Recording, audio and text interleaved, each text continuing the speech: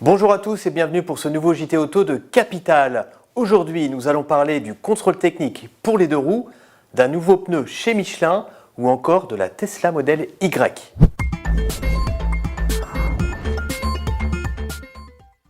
Et on commence ce JT Auto par une bonne nouvelle qui ravira tous les propriétaires d'un 2 ou 3 roues. Le président de la République Emmanuel Macron a décidé de suspendre jusqu'à nouvel ordre l'arrivée du contrôle technique qui devait normalement être mis en place à partir de 2023. Le chef de l'État s'est justifié auprès de l'AFP en disant qu'il ne fallait pas embêter les Français à un moment où les concitoyens ont beaucoup de contraintes. Toujours est-il que ce contrôle technique arrivera tôt ou tard, puisque, comme l'a rappelé encore récemment le ministère des Transports, c'est une obligation européenne. De nouvelles discussions auront lieu à la rentrée entre le gouvernement et les fédérations des deux roues.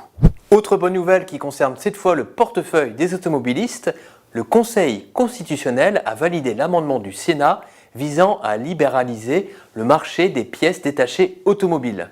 À partir du 1er janvier 2023, les constructeurs automobiles n'auront plus le monopole sur les pièces de vitrage, tandis que la période de non-concurrence de 25 ans aujourd'hui a été rapportée de 10 ans pour les pièces dites captives, c'est-à-dire les pièces comme les phares, les pièces de carrosserie ou encore les rétroviseurs. La Fédération des syndicats de la distribution automobile s'est félicitée de cette décision, mais espère maintenant faire sauter cette période de 10 ans, comme c'est le cas dans d'autres pays européens. Affaire à suivre donc. À l'occasion de la course des 24 heures du Mans qui a lieu ce week-end, Michelin a présenté son pneu du futur, baptisé Démonstrateur 46. Il est rond, il est noir, bref, il ressemble à un pneu normal, mais sa principale différence réside dans sa composition, puisqu'il intègre 46% de matériaux durables, comme du caoutchouc naturel, des écorces d'orange ou encore de l'acier recyclé.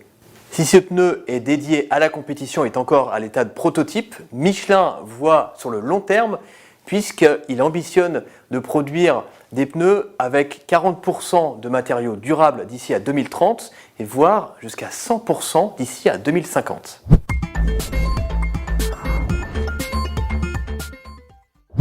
Attendu depuis plusieurs mois, le Tesla Model Y arrive enfin en France. Le SUV électrique de Tesla est même visible depuis quelques jours dans plusieurs showrooms de la marque, dans plusieurs villes françaises. C'est notamment le cas à Paris, à Lyon ou encore à Nantes. L'occasion de découvrir ce modèle vendu tout de même près de 60 000 € avant que les premières livraisons n'arrivent en France d'ici la rentrée prochaine.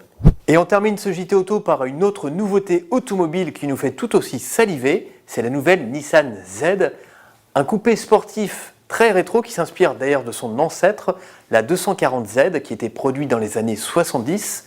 Un style rétro et aussi un long capot moteur sous lequel se cache une nouvelle motorisation, un V6 biturbo développant 400 chevaux. Et justement, cette motorisation qui n'est pas électrifiée la condamne pour son arrivée sur le marché européen à cause des normes de CO2 qui sévissent en Europe.